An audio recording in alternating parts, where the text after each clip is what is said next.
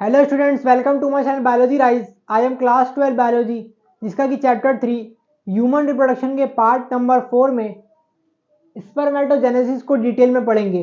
तो चलिए स्टार्ट करते हैं। स्पर्मेटोजेनेसिस स्पर्मेटोजेनेसिस होता है फॉर्मेशन ऑफ स्पर्म को हम स्पर्मेटोजेनेसिस बोलते हैं। जो प्राइमरी सेक्स ऑर्गन होते हैं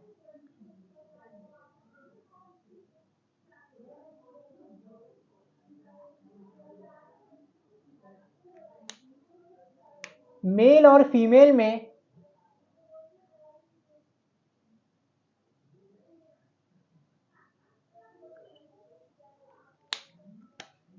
वो होते हैं, टेस्टिस होते हैं इन केस ऑफ मेल, और फीमेल में होते हैं ओवरी।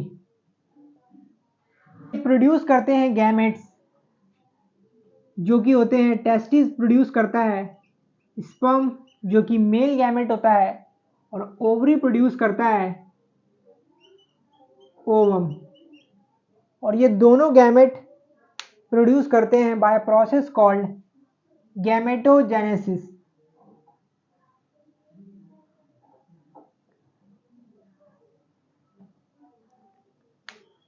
तो जो मेल प्राइमरी सेक्स ऑर्गन होता है टेस्टिस, ये स्पर्म प्रोड्यूस करता है थ्रू गैमेटोजेनेसिस। इस प्रोसेस को पूरे हम डिटेल में पढ़ेंगे और इसी को हम स्पर्मेटोजेनेसिस बोलते हैं। और जब हम फीमेल रिप्रोडक्टिव सिस्टम पढ़ रहे होंगे तब हम इस कि कैसे ओवरी, जो कि प्राइमरी सेक्स ऑर्गन होता है इन केस ऑफ फीमेल, वो कैसे प्रोड्यूस करता है फीमेल गैमेट ओवम। तो चलिए स्टार्ट करते हैं मेल स्पर्मेटोजेनेसिस। जो मेल जर्म सेल होता है, जिसे कि हम स्पर्मेटोगोनिया भी बोलते हैं,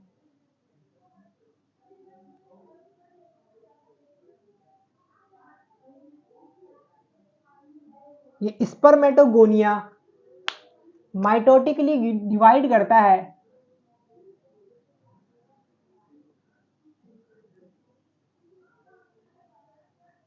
माइटोटिकली डिवाइड मतलब इक्वेशनल डिवीजन करता है ये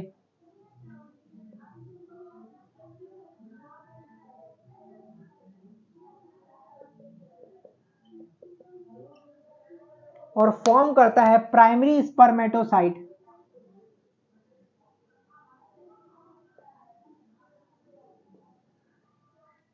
साइन होता है प्राइमरी का।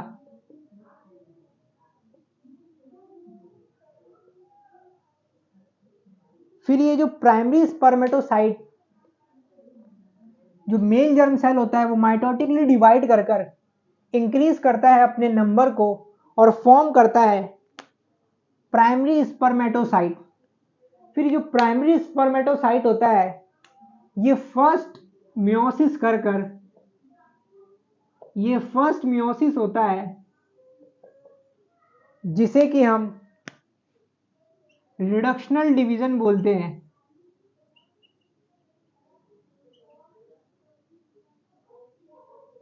जो प्राइमरी स्पर्मेटोसाइट होता है, ये डाइप्लॉइड होता है, मतलब 2n होता है। इसमें 46 क्रोमोसोम्स प्रेजेंट होते हैं। पर जब ये फर्स्ट मियोसिस मतलब रिडक्शनल डिवीजन कर लेता है, तो ये फॉर्म करता है दो सेल्स जो कि हैप्लॉइड होते हैं, और इन्हें हम सेकेंडरी स्पर्मेटोसाइट बोलते हैं। और इनमें 23 क्रोमोसोम्स प्रेजेंट होते हैं।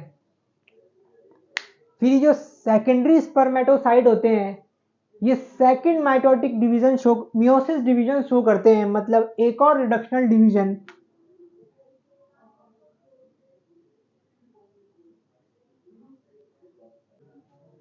और ये सेकंड मियोटिक डिवीजन जो होता है,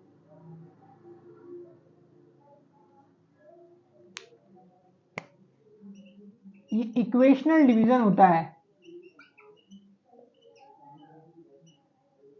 क्योंकि हम जानते हैं, हम क्लास 11 में पढ़ चुके हैं, जो मियोसिस 2 होता है वो सिमिलर होता है माइटोसिस के, मतलब इक्वेशनल डिवीजन।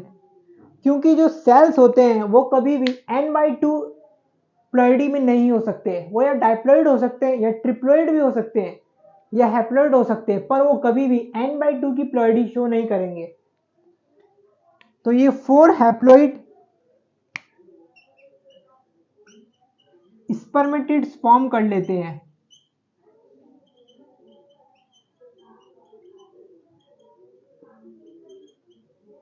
और ये जो स्पर्मेटिड्स होते हैं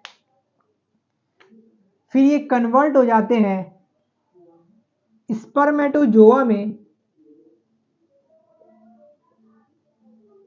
जिन्हें हम स्पर्म बोलते हैं, और इस प्रोसेस को हम स्पर्मियोजेनेसिस बोलते हैं।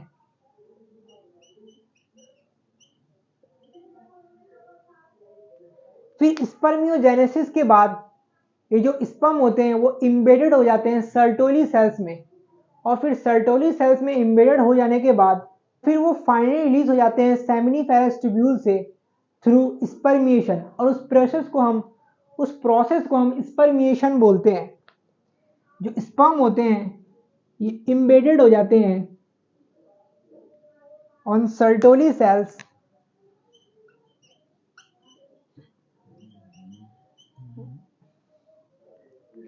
और फिर सर्टोली सेल्स में इम्बेडेड होने के बाद ये फाइनली जब रिलीज होते हैं तो उस प्रोसेस को हम स्पर्मिएशन बोलते हैं। तो ये था हमारा लेक्चर स्पर्मेटोजेनेसिस में। आइए एक बार पूरे लेक्चर को रिवाइज कर लेते हैं। स्पर्मेटोजेनेसिस मतलब फॉर्मेशन ऑफ स्पर्म को हम स्पर्मेटोजेनेसिस बोलते हैं। जो मेल जर्म सेल होता है वो माइटोटिकली डिवाइड कर मतलब इक्वेशनल डिवीजन करके अपने नंबर को इंक्रीज करता है और प्राइमरी स्पर्मेटोसाइट बनाता है। प्राइमरी स्पर्मेटोसाइट डाइप्लॉइड नेचर का होता है और 46 क्रोमोसोम्स इसमें प्रेजेंट होते हैं।